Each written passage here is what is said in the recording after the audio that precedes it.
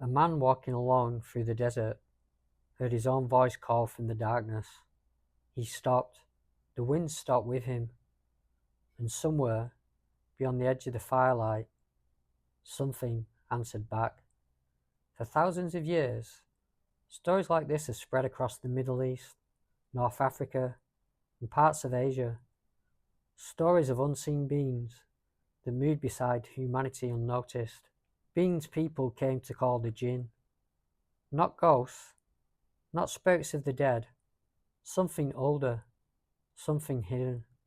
The word jinn comes from an Arabic root associated with what is concealed or unseen.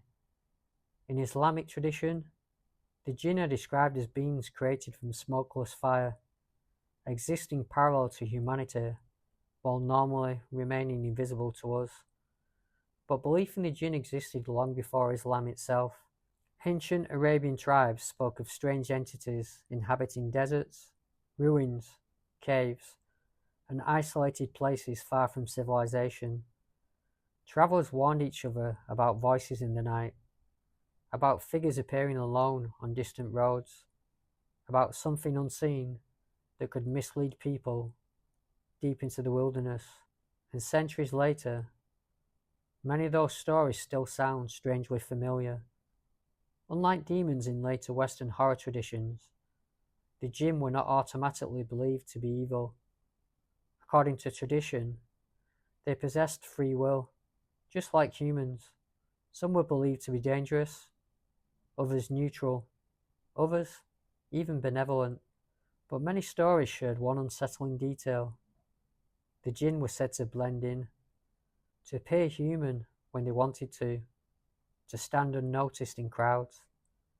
And maybe that idea survived because it touched something deeply human, the fear that danger does not always look monstrous. Sometimes it looks ordinary. Across different cultures, the details changed, but certain patterns appeared again and again. Whispers heard in empty places, footsteps with no visible source, people hearing their names called from darkness, sleep paralysis experiences involving shadow-like figures standing beside beds, travelers reporting strangers who appeared suddenly in isolated areas, spoke strangely, then vanished without explanation. Some traditions warn people not to whistle at night, not to wander abandoned places alone, not to pour boiling water onto the ground without warning unseen beings first. To outsiders, the custom sounded like superstition, but across generations, the warnings persisted.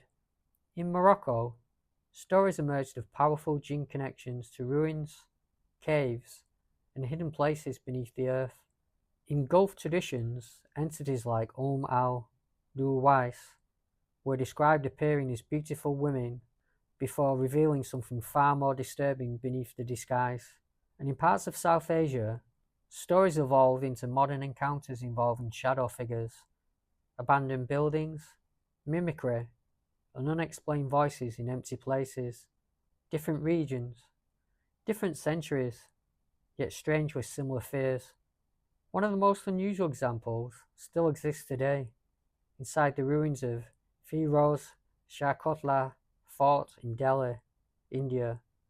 For decades, visitors have travelled there carrying handwritten letters, not addressed to government officials, not addressed to family members, addressed to the jinn. The letters ask for justice, protection, healing, revenge, answers. Researchers, journalists, and anthropologists have documented the practice for years. Thousands of letters have reportedly been left within the ruins by people who believe unseen entities inhabit the site and can influence human lives. Whether supernatural or psychological, the belief itself is undeniably real. Even now, people still arrive carrying new letters into the darkness.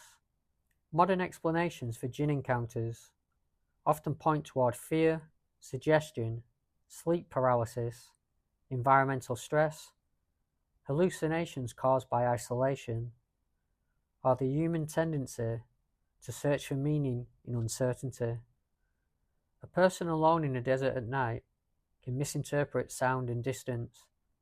Exhaustion changes perception. Darkness distorts shapes.